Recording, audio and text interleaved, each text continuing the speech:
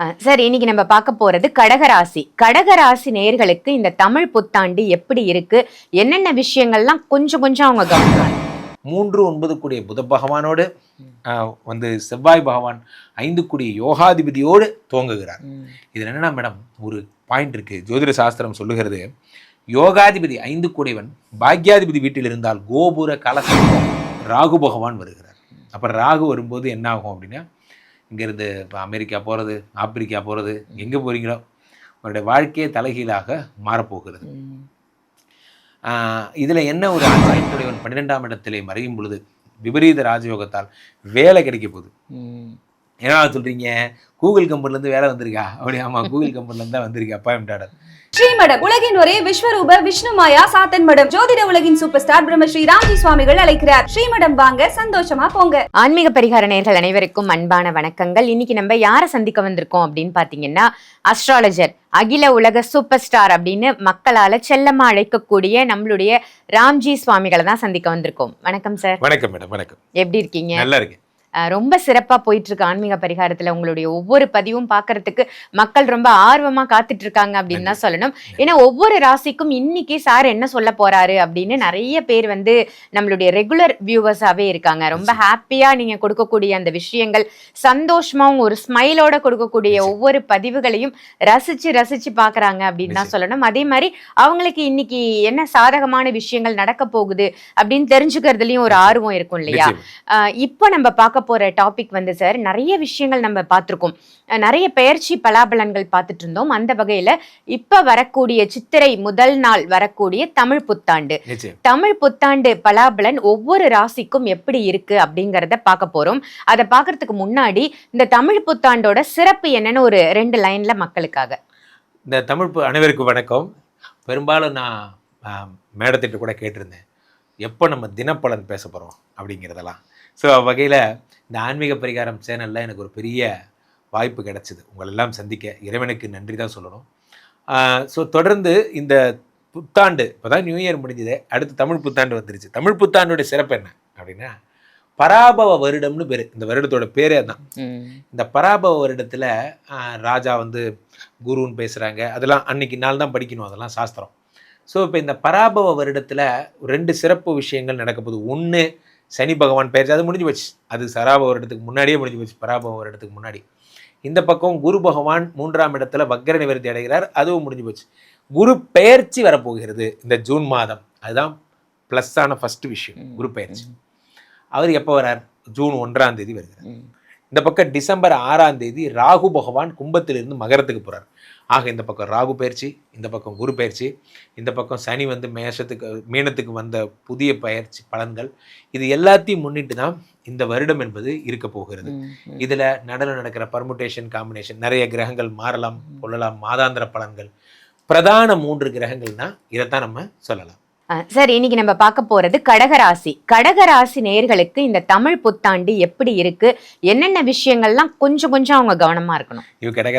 கடகராசிக்காரர்கள் எல்லாம் இந்த உலகத்துல சங்கம் வைத்து தேடிக்கொண்டிருக்கிறார்கள் என்றால் அது என்னை மட்டும்தான்.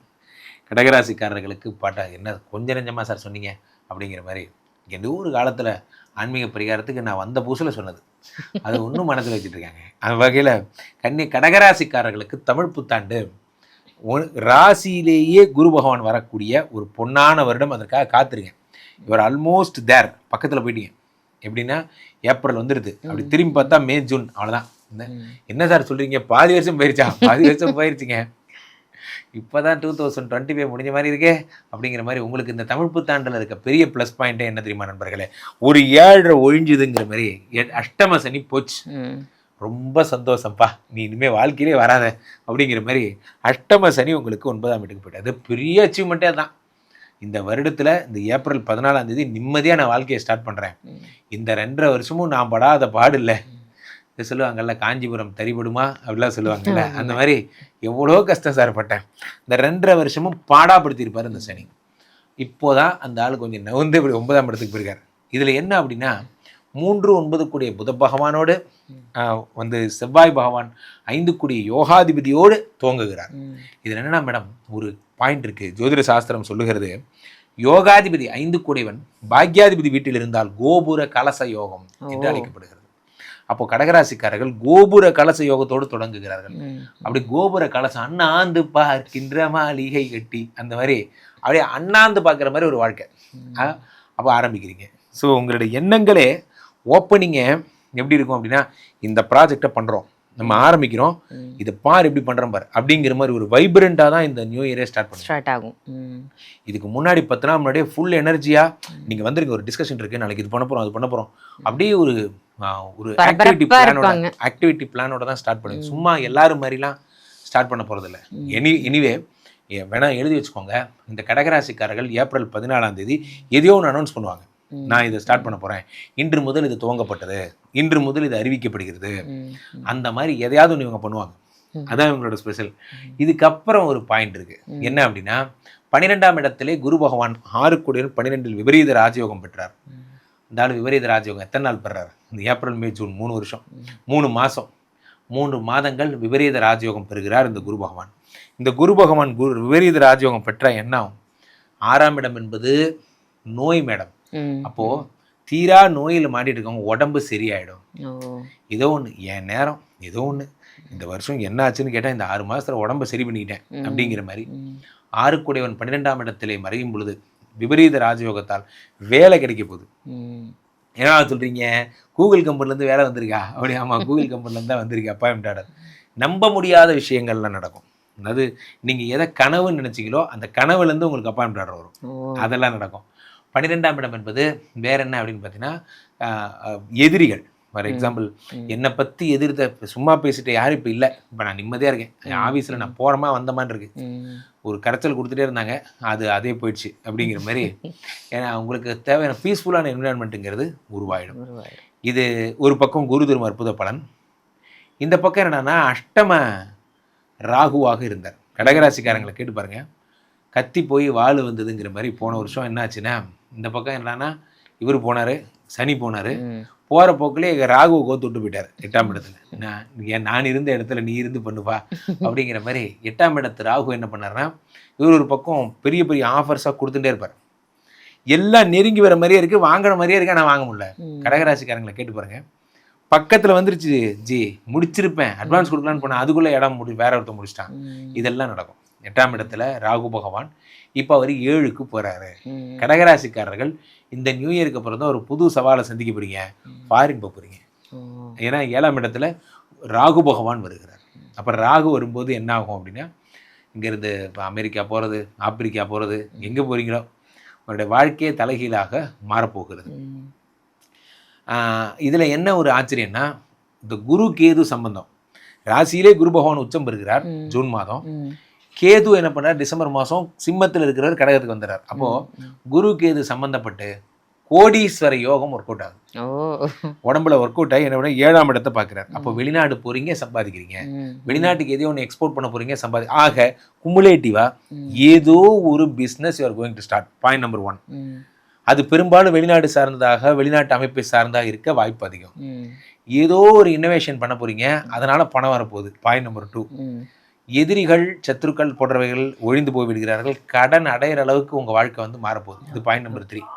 அப்போ நீங்கள் எதில் உஷாராக இருக்கணும் அப்படின்னா, ராசியிலே கேது வரும் பொழுது கடகராசிக்காரர்களுக்கு ஞான மார்க்கம் அதிகமாயிடும். ஞான மார்க்கம் ஏற்கனவே நீங்கள் கொஞ்சம் ஒரு மாதிரி, காரணம் என்ன, நீங்கள் ராசிநாதன் செவ்வாய் சந்திரன் ரொம்ப எமோஷனல். இப்போ ராசியில் கேது வரும்போது பெரும்பாலானவர்கள் வாழ்க்கையே வேணாண்டா, சொல்ற ஊரை விட்டே போயிட்டா நான் ஐயா கிட்ட சொல்லிடுறா அப்படிங்கிற மாதிரி எல்லாத்தையும் கடியன்னு இன்னும் இந்த முடிவு எடுத்துட்டாங்க பேச ஆரம்பிச்சிருவாங்க. அப்படிங்கிற மாதிரி எல்லா வேலையும் விட்டுட்டு யூனிஃபார்ம்லாம் கழட்டிட்டு அப்படியே சன்னியாசியா போயிடுறது, அந்த மாதிரி எண்ணங்கள்லாம் வரும். ஸோ இது ஒன்று தான் இந்த வருஷத்தில் இவங்க சந்திக்க வேண்டிய மிகப்பெரிய சேலஞ்சாக இருக்கும். இன்னைக்கு மேலே எனக்கு வாழவே இன்ட்ரெஸ்ட் இல்லை, சதுரகிரி போகிறோம், செட்டில் ஆகிறோம் அப்படிங்கிற மாதிரி ஒரு மைண்ட் செட் வந்துடும். அதை மட்டும் இவர்கள் அவாய்ட் பண்ணும். மற்றபடி கடகராசிக்காரர்கள் சூப்பர் சூப்பர். கேட்கும் போதே ஆனந்தமா இருக்கும் கடகராசி நேயர்களுக்கு. நிச்சயமா, ஏன்னா படாத பாடுபட்டுட்டாங்க இல்லையா, அஷ்டம சனி அவங்கள ரொம்ப ஆட்டி வச்சிருச்சு அப்படின்னு தான் சொல்லணும். இப்ப நல்ல ஒரு ரிலீஃப் கிடைக்கட்டும் அவங்களுக்கு. கடகராசி நேயர்களுக்கு ஏதாவது பரிகாரம் பிராயச்சித்தம் பண்ணிக்கணும் அப்படின்னா என்ன பண்ணலாம்? பிராயச்சித்தம்னா கேதுவுக்கு தான் பண்ணணும். ராசியில் இருக்கக்கூடிய கேதுங்கிறதுனால இவர்கள் 8 நாக வடிவங்களை வீட்டில் ஒரு வடிவம் 2 வடிவம் அது மாதிரி 8 வடிவங்களை வரைஞ்சிக்கணும். வரைஞ்சிட்டு அதுக்கு தூப தீபம்லாம் ஏற்றிட்டு இந்த 8 அனந்தநாகாய ஸ்வாகா, தக்ஷகநாகாய ஸ்வாகா, அது மாதிரி வாசுகி நாகாய் 8 நாகங்களாக ஆவாகனம் பண்ணி வணங்கணும், டெய்லி வணங்கணும். இந்த மாதிரி பண்ணும்போது இந்த பாம்பினுடைய சீற்றம் என்பது உங்களுக்கு குறையும். பாம்பு தான் உங்களுக்கு பிரச்சனை, மற்றபடி எந்த கிரகங்களாலும் எந்த பிரச்சனையும் இல்லை. சூப்பர். இவங்களுக்கு நீங்க கொடுக்கக்கூடிய பர்சன்டேஜ் எவ்வளோ? கடகராசிக்காரர்களுக்கு 100க்கு 100 மார்க், பிரமாதமா இருக்கு, அடி தூள். அருமை. 100 out of 100 எடுத்துட்டீங்க. ரொம்ப ரொம்ப சந்தோஷமா இருக்கு. கடகராசிக்கு ரொம்ப அற்புதமா சொன்னீங்க. இந்த பதிவு உங்க எல்லாருக்கும் பயனுள்ள பதிவா அமைஞ்சிருக்கும்னு நினைக்கிறேன். இது கண்டிப்பா உங்களுக்கு யூஸ்ஃபுல்லா பதிவா அமைஞ்சுது அப்படின்னு நினைச்சீங்கன்னா இதை மற்றவங்களுக்கும் ஷேர் பண்ணுங்க. மறக்காம ஆன்மீக பரிகாரம் இந்த சேனலை சப்ஸ்கிரைப் பண்ணிக்கோங்க. இது எல்லாத்தையும் விட மிக முக்கியமான விஷயம், நம்மளுடைய பிரம்மஸ்ரீ ராம்ஜி பரமஹம்சர் ராம்ஜி சுவாமிகள் அவர்கள் அவங்களுடைய ஸ்ரீமடம் பத்தி நீங்க கேள்விப்பட்டிருப்பீங்க. தினம் இங்க நித்திய யாகங்கள் நடந்துட்டு இருக்கு. தினமும் நடக்கக்கூடிய இந்த யாகத்துல நீங்க கலந்துக்கிறதால நிறைய பலாபலன்கள் உங்களுக்கு கிடைக்க போகுது. உங்களுக்கு தனிப்பட்ட ஜாதகம் பார்க்கணும் அப்படின்னு நினைச்சாலோ இல்ல இங்க நடக்கக்கூடிய யாகத்துல கலந்துகிட்டு என்னுடைய பிரச்சனைகளை தீர்த்துக்கணும் அப்படின்னு நினைச்சாலோ கண்டிப்பா வீடியோல தெரியிற நம்பருக்கு கால் பண்ணி அப்பாயின்மெண்ட் வாங்கிக்கோங்க. நித்தியமா நடக்கக்கூடிய இந்த யாகத்துல நீங்க எல்லாரும் கலந்துகிட்டு உங்களுக்கான விஷயங்களை, அதாவது என்னென்ன பிரச்சனைகள் இருக்கோ அது எல்லாத்தையும் தீர்த்துக்கணும் அப்படின்னு கேட்டுக்கிறேன். இதே மாதிரி வேற ஒரு நல்ல பதிவுல உங்க எல்லாரையும் சந்திக்கின்றேன். நன்றி, வணக்கம்.